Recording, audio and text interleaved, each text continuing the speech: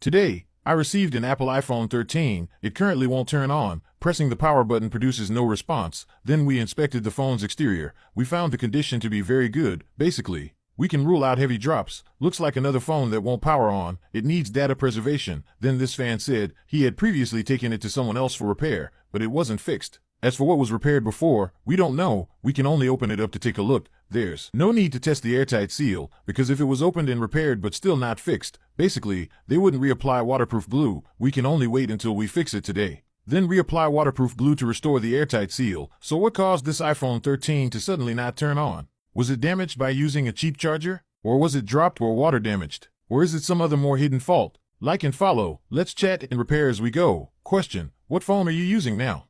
After opening the device, we observed that the inside is relatively clean overall, not particularly messy, no obvious problems so far. We put a protective sticker on the Face ID assembly. We continue disassembling. Phones that won't turn on are mostly due to motherboard issues. Next, we remove the motherboard for separate testing. While disassembling, a reminder: once an Apple phone is opened and repaired by a third party, it can no longer enjoy official repair service. So before sending for repair, be sure to carefully choose a reliable shop with solid skills, genuine parts guarantee, and reliable after-sales service for peace of mind. For example, here after repair, we provide corresponding after-sales service, so even if problems happen later, no worries. We carefully take the motherboard out of the case. As expected, trouble appeared. The motherboard was obviously repaired before. The upper and lower layers of the motherboard are separated. You can open it by hand. Looks like the fan's last repair was on the motherboard, but it wasn't fixed. We take a closer look to see exactly what was done. First, look at the lower layer. The lower motherboard is quite clean. Should not have been repaired before. Then look at the upper motherboard. Clearly, this sticker was peeled and reapplied. We peel it off to check. Oh no, it tore off 2 layers,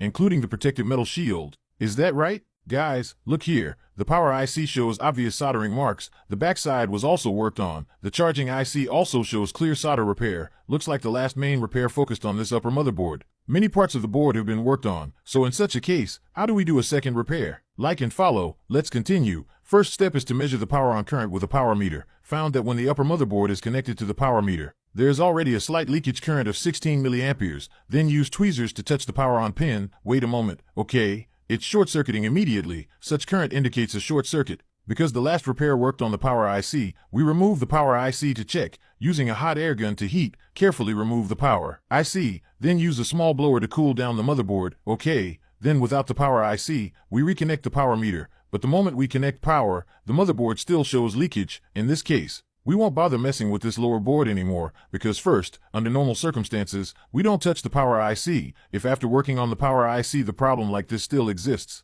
And since this phone has many repairs, the charging IC has also been repaired. This lower board, that's full of damage, we simply won't use it. We'll prepare a good upper motherboard lower board instead. We'll move the original encryption chips onto it. This is commonly called board transfer. Specifically, we move the hard drive here, the logic chip here, and we also need to move the CPU to the backside. Next, we start with the CPU. Why? Because the CPU is the most complex. If the CPU is damaged during removal, then nothing else matters. We just call it a day. Heat with the hot air gun until the solder fully melts. Hold your breath and carefully pry off the CPU. Okay, safe removal. Next is the hard drive. Question: what problems does your phone have? Apply soldering flux. Using the same method, we remove the logic chip. So now the 3 encryption chips are all removed. This is the CPU, this is the hard drive, and this is the logic chip. Next step is installation and transplantation. Let's start with the logic chip, because this chip is really small. If it gets lost by accident, all previous work is wasted. Using the hot air gun to heat, install and place it correctly. When gently pushing with tweezers, if there's a slight springback feeling, that means installation is complete. The logic chip is installed. Next, we handle the CPU and hard drive. Apply soldering flux to the CPU. The next step is crucial. We can't use a soldering iron to directly remove it. Instead, we need to first plate a layer of solder balls on top, then remove the solder above. When handling the CPU, every step must be very careful. Some people quietly watch the video, but secretly like, comment, share, repost, and follow. Such people are so adorable. After carefully wiping it clean, we still find black residue remaining. This is the BGA glue applied at the factory. We carefully scrape it off. A small request: please send me some gifts in the comments. Thank you. Wipe again. At this point, the CPU is almost perfectly clean. The hard drive is processed the same way. Next, we evenly apply solder paste with a suction tool. Inject new solder paste. A small request: please send me some gifts in the comments. Thank you. Using the hot air gun again, Blow each solder ball until they are full and uniform in size. Now, the CPU and hard drive have been resoldered. The motherboard's lower board has also been cleaned and processed. The CPU and hard drive positions on the lower board are clean. Now we can start installation. Apply soldering flux using the hot air gun.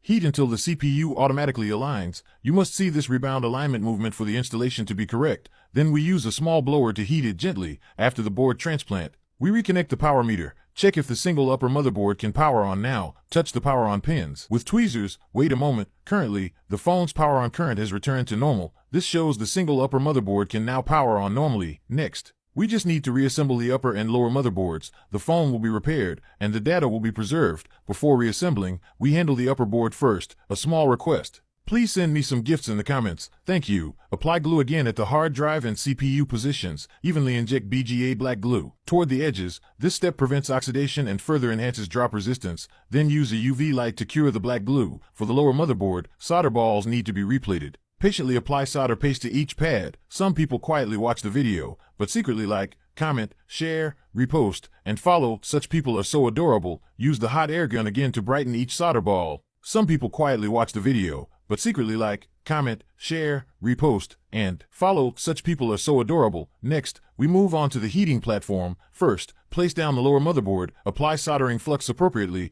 then apply thermal paste to the CPU position. Next, reattach the upper motherboard. Quietly wait for the heating platform to melt the solder points. Complete the bonding. After it starts smoking, gently push it to check if it is firmly bonded. Okay. So the motherboard has been reassembled, but has the no power issue been successfully resolved? We'll just assemble the phone and test it to find out. First, simply snap the motherboard and phone screen back in place. We power it on to test. Very nice. The Apple logo is already lighting up. After waiting a moment, the phone successfully powers on and enters the system. The no power issue has been successfully fixed. After testing, all the phone's functions are working normally. This brother's important data, which he cared so much about, we have finally successfully preserved. Remove the parts we hastily installed earlier. Next, we will beautify the motherboard. Replace the hard drive protective sticker and the motherboard shock-absorbing foam. Restore the motherboard to its original appearance. This is both for aesthetics and safety. Honestly, when it comes to motherboard problems, if you decide to repair it, it's best to fix it all in one go. After all, a motherboard is a delicate component. Every time you work on it, there is risk involved. If you can fix it once properly, don't try to open it a second time. And the more times you repair it, the lower the chance of success becomes. So if you need to repair a motherboard, make sure to choose an experienced technician.